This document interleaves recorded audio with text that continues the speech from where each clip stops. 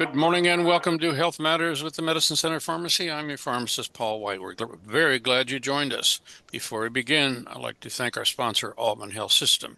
Today, Brad and I are broadcasting from our administrative offices, and our guests are Renee Meyer and Molly France with Mental Health Intensive Outpatient Program of Aultman Hospital. Good morning and welcome to the show. Good morning. Good morning.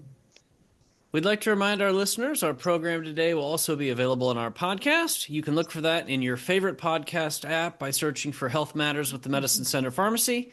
Please subscribe to our program, and we hope you enjoy today's show.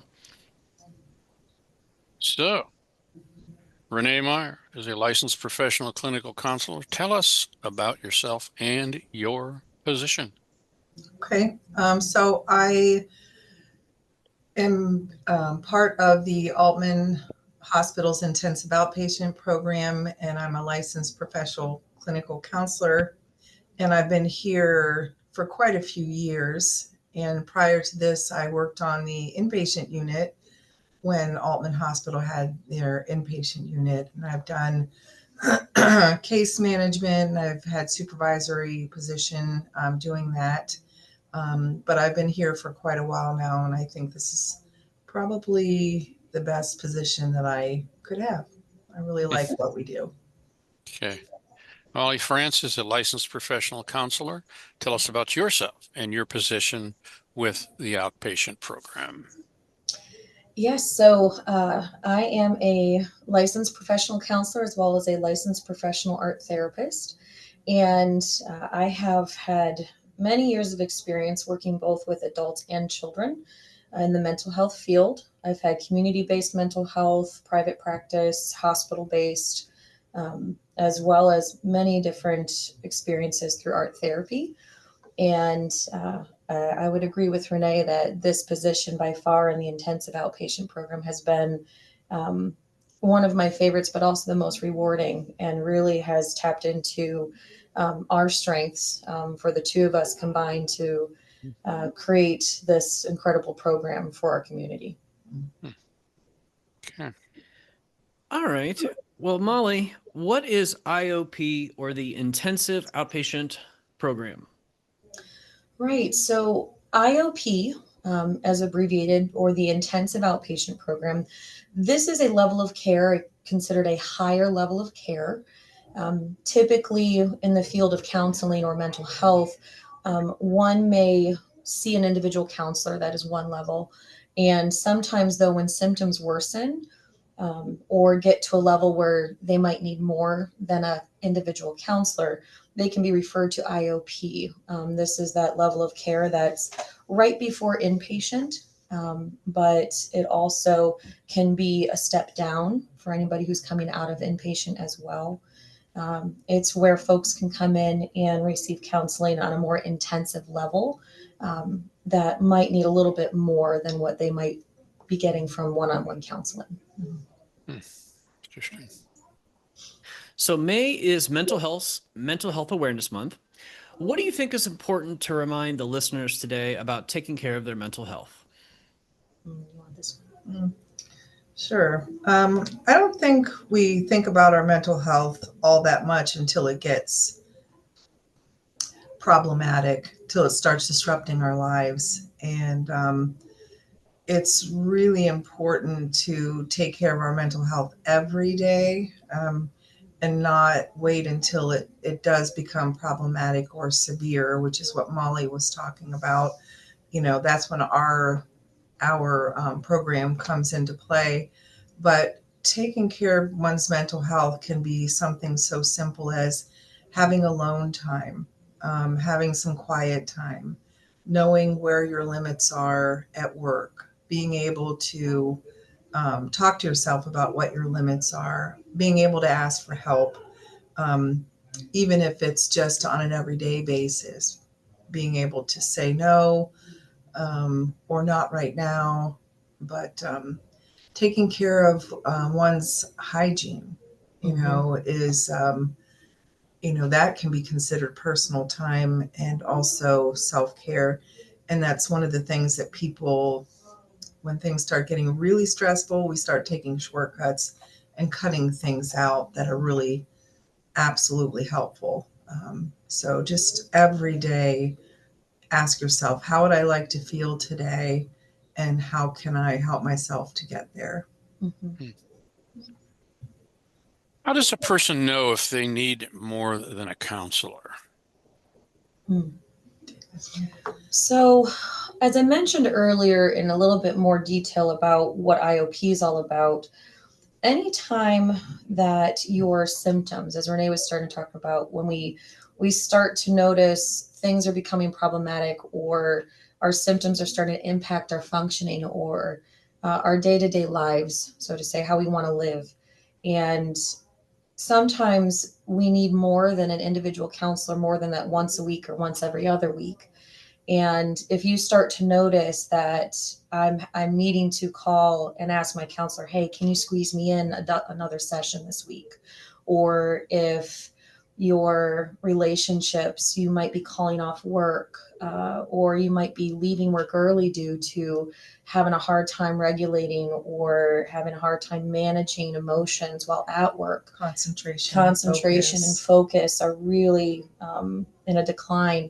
Typically, these are all signs and symptoms that you need a higher level of care typically than what you may be getting. It's not at a fault to the care you're currently receiving. It just means that you might need more than what you currently have. And sometimes that means IOP, coming in every day, being able to have another set of eyes and ears on what's going on, and be able to work through those symptoms and be able to regulate self more consistently. Mm-hmm.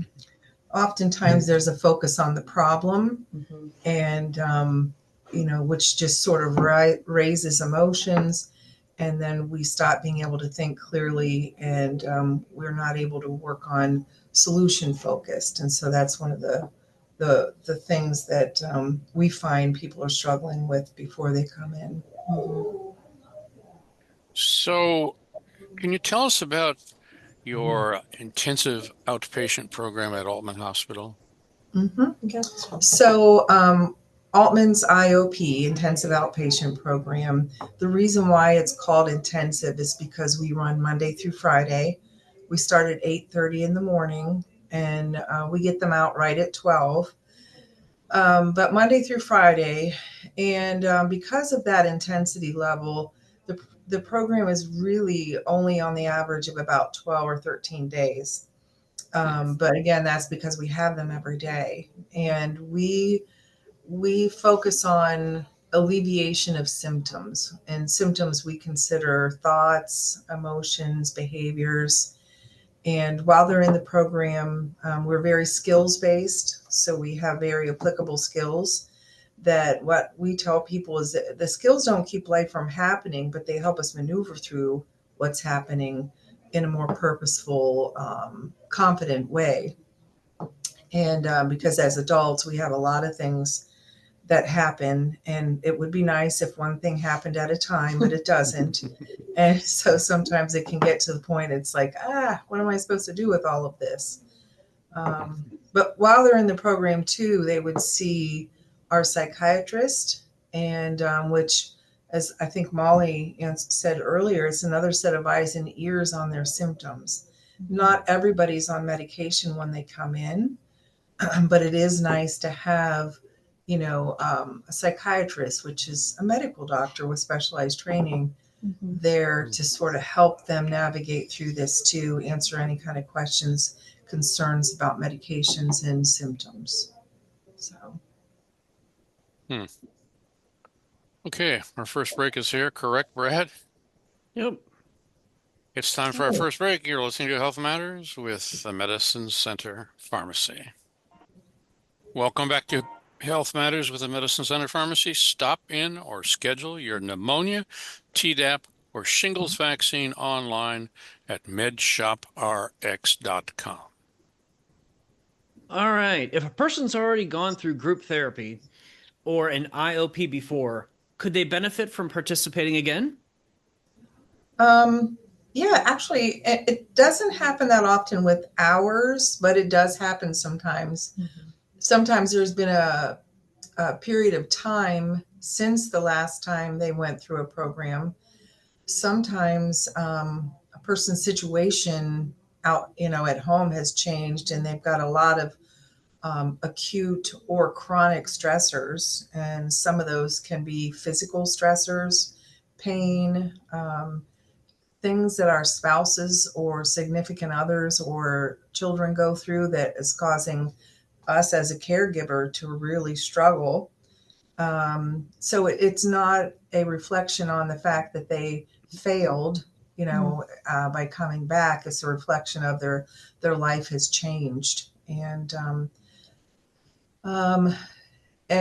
we do have to talk to them about that too, because a lot of people will think, oh, I failed because I have to come back in, which is actually not how we look at it. They don't have to come back in. They are catching their symptoms quicker than they did the last time. And so sometimes we'll just say, oh, you're just coming in for a tune-up. And they'll go, yeah. So it can always be beneficial. But sometimes when people call in and say, I think I need to come back, we can talk to them on the phone and sort of figure out sometimes, hey, maybe you just need to get back to your individual counselor. Or maybe when was the last time you saw your psychiatrist or nurse practitioner?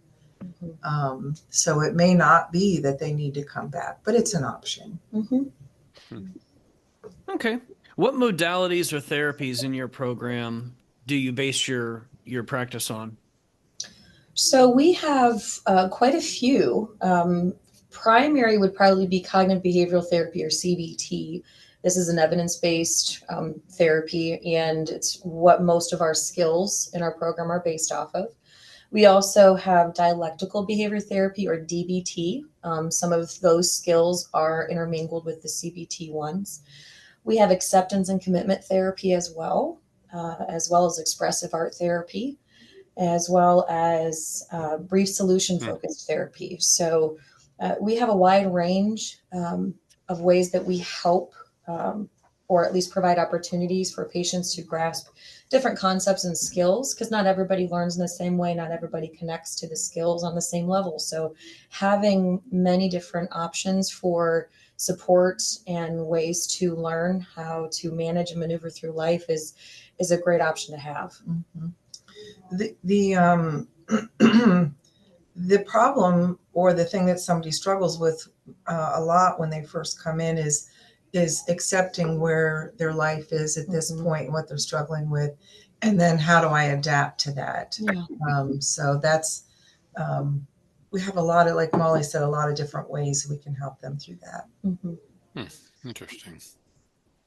So can you give some examples of how a patient or a person might benefit from participating in the intensive outpatient program? Yeah. So one of the tertiary benefits is it helps a person get back their functioning. Because a lot of times when someone is coming into the program, before they come in, there's a lot of social isolation, lack of motivation. A lot of people are they're missing school, as Molly mentioned earlier, missing work, or if they're at work, concentration and focus is poor. So a lot of times people are at home in bed. They might roll from the bed to the couch sometimes, but there's that functioning, and they come in every day, which is not easy, but they do. And it gets them back into life. And then again, as Molly mentioned, we have a lot of skills that we teach. And these are very applicable skills that help us navigate through life again, get somebody's confidence back.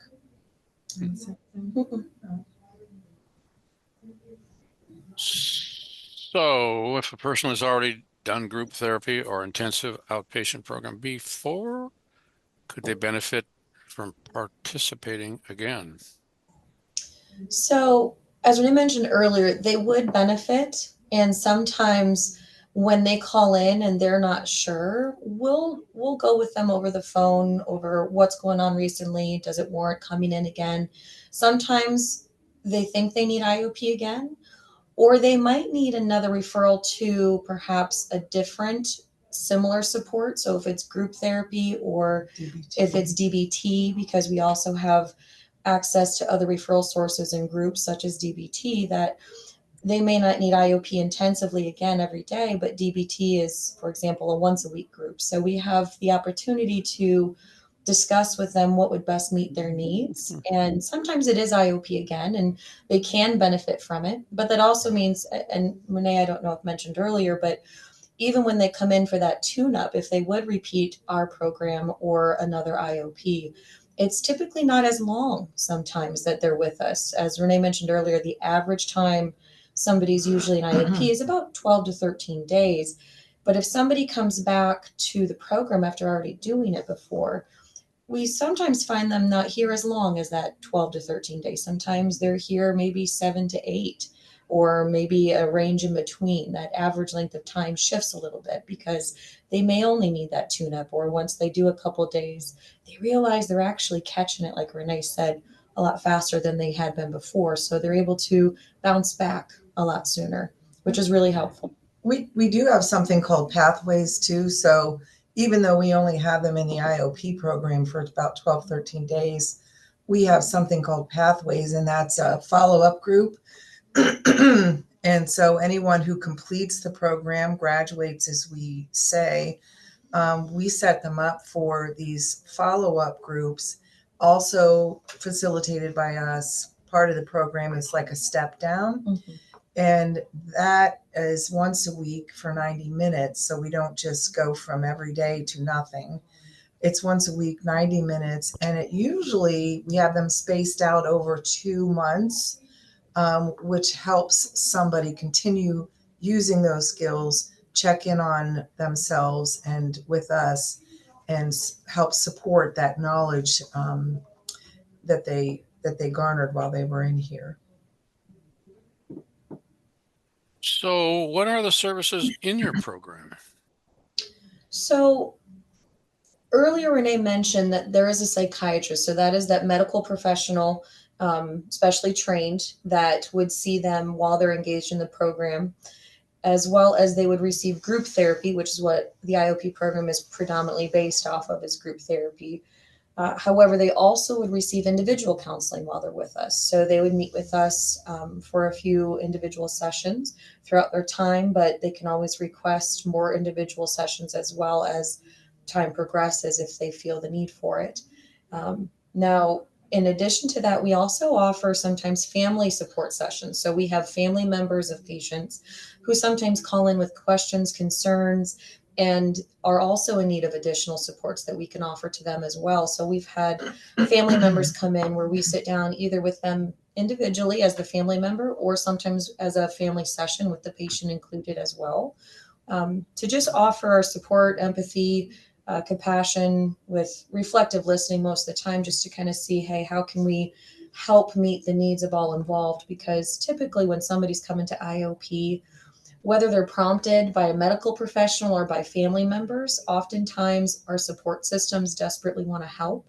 They just don't know how. And so anytime that we can offer support to not just the patient, but their family, is greatly beneficial. I guess I'm thinking that there would be a few people, or maybe even many people, in a group therapy that are afraid to say anything, or shy, or how do you draw that out? Okay. So the first time we meet with them, it's a lot of, it's called our intake or assessment. It's a lot of information gathering, stressors and symptoms and things that are bothering them. We don't talk about those real intimate details within group and in front of people. It's just not necessary. And I think that's a misnomer when it comes to group. We don't, we're not all sitting around and sharing our deep, dark secrets. That's left for when we meet with a person individually. And what I always tell somebody, when I'm doing their intake, is just come in tomorrow on your first day. Don't worry about talking or saying anything. Just sort of watch how it's done. The concepts and the skills that we talk about, they're applying those things to those problems in their in their head, the ones that we've already talked about with them. And when they do talk in group, we facilitate in such a way that we don't ask for details. It's important for them to be comfortable while they're in group. And in fact, there will be some times where people, may start to overshare, and, we'll just gently redirect them and say, hey, you don't have to go into details. And, but that's a symptom too, just like somebody's fearful of talking and sharing, which is just fine. And, it makes sense. A symptom can also be, I've got poor boundaries and don't know when to stop and what's appropriate and what isn't. And so we help them with that. One of the biggest pieces for that is when we stress also the importance that we never force anybody to share anything they're not wanting to share within the group. We provide opportunity for them to give input and feedback, but nobody's ever forced to share within the group. I've had people in my groups. I know Renee has had people in her groups that have sat most of the time and just listened and didn't share hardly anything for the first couple days, and that's okay. We just provide opportunity, but we never force anybody to share within the group whatever they're not comfortable with. Okay, folks. It is the bottom of the hour and time for the news. Thanks for joining us this morning on Health Matters with the Medicine Center Pharmacy. You're listening to News Talk 1480 WHBC and Health Matters with the Medicine Center Pharmacy. Now, here's your host, Paul White. Welcome back to Welcome back to Health Matters with the Medicine Center Pharmacy. I'm your host and pharmacist, Paul White. With us this morning, we are talking to Renee Meyer and Molly France from Aultman Hospital. So, what symptoms or diagnoses can be helped? Okay. For those coming in the program, quite prevalent for someone to be struggling with a pretty severe depression and or anxiety. But we've had diagnoses such as bipolar disorder, borderline personality disorder. There's a plethora of diagnoses, personality disorders, PTSD, trauma, a lot of trauma, people struggling with it when they come in here.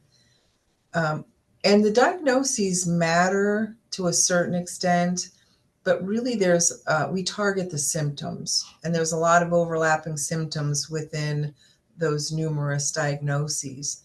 And for example, concentration and focus, anxiety, energy levels, sleep, motivation, suicide ideation is a big one that people struggle with when they come in here. So again, we learn about the symptoms when they come in for that first intake, and the symptoms are what we target with the concepts that we teach, and then the skills that we teach people. So, What kind of age range for your group do you help support in the intensive outpatient program? Typically, we have a wide range, but the minimum is 18 years and older.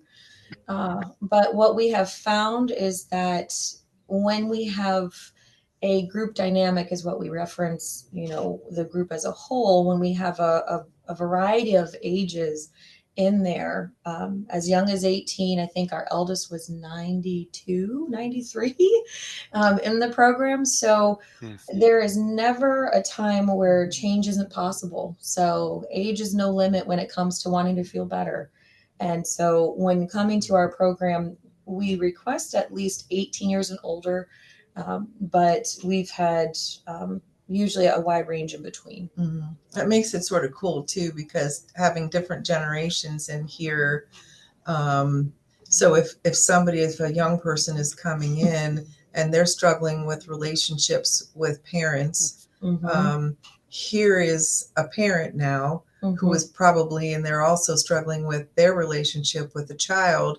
And so the group dynamics and hearing perspective from other people is really helpful for folks coming in. Go ahead. How many of the patients or these individuals come in with one of their relatives or mother, father, or is that a high percentage? So typically, when somebody is being referred to the program, the patient themselves participates first. And if a family member would benefit, or if they're interested in also participating, they would come after that individual has completed. They can never complete the program at the same time. So what we typically do is allow them to ask questions and again come in as more of a supportive role in one of those family sessions I mentioned earlier.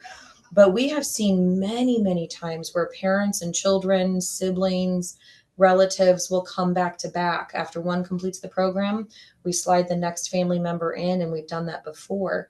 And there's been a great benefit to that, actually, because there's a wide connection there of the skills and also a better understanding of perspective of the other person. We do get family members that come in with the patient on their intake day. You know, well, we got a call from a parent this morning and concerned about their daughter. And so we're going to be on the phone with them later, both of them. And more than likely that mom will come in with that child. The child's, above 18, but family members will come in. Spouses come in with their significant other that they would like to have in the program. Moms come in with their older children. Sometimes older children come in with the parents. Sometimes if the parent is the one that's being referred here. So yeah, getting back to that question, it's pretty common for somebody to have somebody come in and sit in that intake with them for support. What's the size of your groups? Do you have a maximum size? Yeah. So therapeutically, you want to try and keep it around 7. When we have more in the program, we split them, and that way, you don't want to have more than 7. Sometimes, depending on what we're doing that day, we'll have everyone together with a higher number, like maybe 8 or 9. But stereotypically, it's a good idea therapeutically to keep it around 7, 8 at the most, unless you've got 2 counselors in there. So. Okay, you mentioned counselors. How often does a person in the group meet individually with a counselor throughout their time in the program? So typically, we have at least 3 predetermined sessions that they will meet individually. The first one, as Renee mentioned earlier, is considered the intake appointment. So this is that initial assessment where we meet one-on-one, a lot of information gathering. And then right around halfway through the program, which we say is about day 5, 6, we meet again for what we call the treatment plan update, or where we check in with the patient, go over symptoms, progress, change, how they feel about the program, if they find it helpful. These are important questions that we ask them at this next individual session. But we also allow them opportunity throughout their time, not just at this individual session, to talk about maybe some things that have come up in their personal life that they just weren't comfortable talking about in group. And so this is an opportunity to have that one-on-one session and apply what they've been learning in the groups to what is personally happening at home. And so there's that a cross connection there with the skills that they're learning and how we kind of guide them to figuring out what skills would best help with their personal situation happening at home. And then typically the last individual session we have is a relatively a brief one, but it's where we meet with them when they graduate the program, or where we talk about their follow-up appointments at when they discharge, which is typically with their individual counselor, if they have one already, or we help coordinate one for them with their psychiatrist or their nurse practitioner, as well as referrals, for example, like Pathways, which is what Renee mentioned earlier, is our step down aftercare program of IOP. So we sit down with them and go over these, as well as any questions that they may have about kind of what happens after IOP. I'm kind of wondering, I'm thinking about your group concept in your setting, and you've talked about different age ranges, and I think that's really interesting. I'm sure that the conversations can get quite personal, but I'm also thinking that maybe, people don't have to probably bare their soul. How does a group session dynamic work when it comes to personal struggles? So, for example, we'll teach a skill that day. We have, and we don't have a predetermined module that we teach on Wednesday, that we teach on Thursday. It really is contingent on what a group as a whole, what we're feeling and what's being needed. But what was the question again? The group dynamic, like sharing personal information. Oh yeah, sorry about that. And so we do a lot of the facilitating. We do a lot of facilitating, but we do a lot of guiding too. Yeah. The questions that are prompts, the questions that we ask, will sort of allow folks to know what their answer would be. And we'll always usually start with a vet, like a person that's been in the program for a while and gets it. And they can sort of, and then everyone else, the newer folks, can sort of see how it's done. And we will, if somebody starts sharing a little bit too much, because there are some really sensitive topics that, you have to be careful with. Again, trauma-based kind of information. And so you as a facilitator have to be able to gently redirect from that. Because it is tricky and it is personal, and it can be tough for somebody else to hear things that they don't really need to hear. Okay. You're listening to Health Matters with the Medicine Center Pharmacy. It's time for our final break. Okay, welcome back to Health Matters with the Medicine Center Pharmacy. I am your pharmacist, Paul White. Thank you for joining us. Let's get back to the last segment of the show. I kind of have a feel for your organization that isn't this organization sort of like an alcoholism situation, and how many do these people cross over from alcoholism, or are some of them in the group? Yeah, so we are not a chemical dependency based IOP. We're mental health based, but substance use is a symptom. We consider it as a symptom of mental health. And sometimes it's actually quite prevalent for someone to come in for mental health reasons, but also have a substance use habit, or it's starting to disrupt their lives. And so it is prevalent in here. Now, when we talk to somebody in the beginning at that assessment, we'll also determine, do they need us first, or depending on the substance and the severity of it, or do they need a chemical dependency IOP first, or inpatient or detox? So we'll find out that information, but it is quite prevalent. And what we do is we consider it a symptom, another behavior. We talked about emotions, thoughts, and behaviors being symptoms. And so we'll talk to them about that substance use as if because it is another habit. And we'll ask them, what would you like to see happen with that? Because it's not up to us to tell them what to do with it.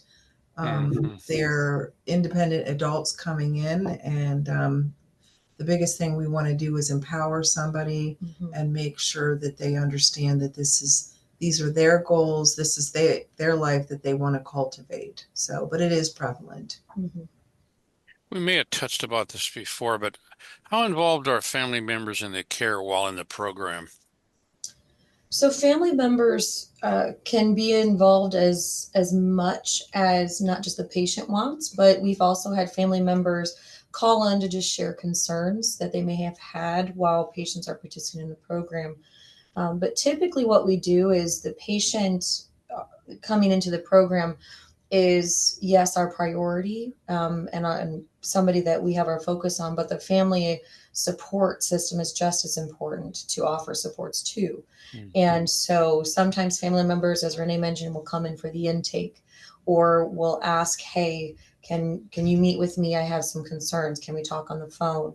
Other times patients will come to us and say, I have some concerns. I'm having some difficulty with this relationship in my life, whether it's a family member, a friend, a significant other, a spouse. Is there an opportunity? Can we sit down, all of us together?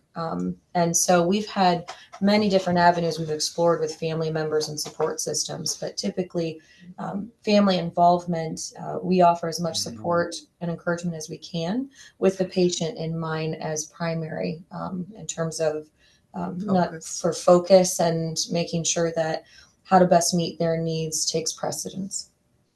You wouldn't want large quantities of family members coming in at the same time, would you? Not typically. We usually have a one person support system will come in. Very rarely have we had, maybe, for example, two parents come in with their child if the child is going to be participating. Sometimes we've had a spouse and maybe a family friend come in before, or another relative, but very rarely do we have large groups of families come in for a session. Typically what we do is, if they have multiple family members with concerns, we'll address those concerns more individually with each family member on a separate occasion. Mhm. So, what happens after a person completes Aultman Hospital's intensive outpatient program? Um, so we have a follow-up group, which is Pathways, and that's only for those who complete the IOP program. And when they do come to Pathways, which, as I mentioned earlier, it's one time a week, at least the first 4 weeks, for an hour and a half, that is done at the same time they're returning to their individual therapist, and at the same time that they are still seeing their psychiatrist or psychiatric nurse practitioner. And so when they leave here, they've got services coordinated going on at the same time that they probably didn't have before they came in. Mm-hmm. And usually all of these people are aware of each other and what the patient is working on. When the patient leaves IOP, for instance, I just talked to somebody yesterday. What do I talk about with my counselor when I go back? And so what I'll say is, hey, take your skill sheet in there and say, this is the behavior skill, this is the thought skill I've been using the most, and then just tell them how you've been using it. And it's a nice sort of segue back into your individual counselor, or if you're starting with a new one, because it's really hard to tell them everything. So just helping them, find their way back to their individual counselor or a new person is important. What about some semantics like insurance coverage for your program? Right. So anytime somebody is wanting to get started in the IOP program, we do a courtesy benefits check with their insurance. So that way it's one less stressor for the patient to worry about. We alleviate that portion, at least prior to them coming in. We'll call and make sure that our specific program is in network with their plan. We get details like deductible and coverage and things like that. And we go over all this information prior to them attending the intake. And this piece is always very, very helpful, but also it's a bit of a relief for some patients as well, because when you're coming to IOP and a lot of the stressors of life are laying on somebody, financial strain is one of the biggest ones most oftentimes. And so being able to alleviate some of that stress is really helpful. Mm-hmm. The other piece that goes along with that is it's quite prevalent for somebody coming into the program to be off of work on FMLA, that Family Medical Leave Act, and also short-term disability is prevalent too. And because most people, their symptoms have gotten to the point where they're not able to work. Some people still work while they're in here. Yeah. But they bring on their, their intake, they let us know. And on their first day of the program, they bring in their paperwork from HR that's for FMLA and for short-term disability. And we walk them through that. And we do our part too, because that's pretty stressful for them. Mm-hmm. Most people have not been off on FMLA or short-term disability. And it's one more stressor and piece of responsibility that is stressing them out. So we walk them through that. Most of the time, they don't have to do anything. It's all on our part. Mm-hmm. All right, we're running a little close on time, and I want to make sure that listeners can get some of the most important info out of you ladies about your program. So, a couple things, if you could summarize. What should a person do if they want to get started with your intensive outpatient program, and do they need a referral? And how soon can someone get involved? No referral needed. The phone number is 330-451-2070. That's the phone number. Providers can also do referrals by fax or phone call. The fax is 330-451-2077. And they just call and we sit down with them on the phone and tell them about the program and answer any kind of questions they may have. The first step is that, and then to set a date for an intake. We can get them in usually right away. There's not a wait period because, let's face it, people have been feeling not the best for a while. And usually when they come in for that intake, we usually get them started the very next day. So the wait is minimal. What's the maximum amount of time that an individual would spend in this group arrangement? So the intake is about an hour and a half. That's the first day they come in for that one-on-one. And then whenever they start the program, we would like to start them the very next day. But whatever their first day is, they would average about 12 to 13 days in the program. But again, that's the average length of time. Sometimes depending on life circumstance, work, symptoms, some people are here a little less, some people are here a little more. So we work with them and make sure that if they need longer time, then by all means, they stay longer. If they have to leave earlier, then we make sure they're set up for success with their post follow-up care. I'm thinking we're out of time, right, Brad? Yeah, do you ladies have anything you want to leave as a takeaway before we wrap up? No, other than if you need help, don't hesitate to call. We're only a phone call away, even if you have questions and you're just not sure if IOP is what you need. We've had many people call and ask, and we say, you know what, I don't know that you may need us, but here's who we can refer you to. So it doesn't hurt to call. Wonderful. Wow. Okay. Thank you to our guests today, Renee Meyer, LPCC, and Molly France, LPC, from Aultman Hospital Health Intensive Outpatient Program. If you suspect you have a medical issue, please contact our healthcare provider. Thanks to Aultman Health System and their listeners for joining us on Health Matters with the Medicine Center Pharmacy. If you have a healthy week, we hope, and we'll see you again next Friday right here on News Talk 1480 WHBC. And thank you again very much, ladies. Thank you. Thank you. Have a good weekend. You too. Thank you. Enjoy. I'm going to pray for sun.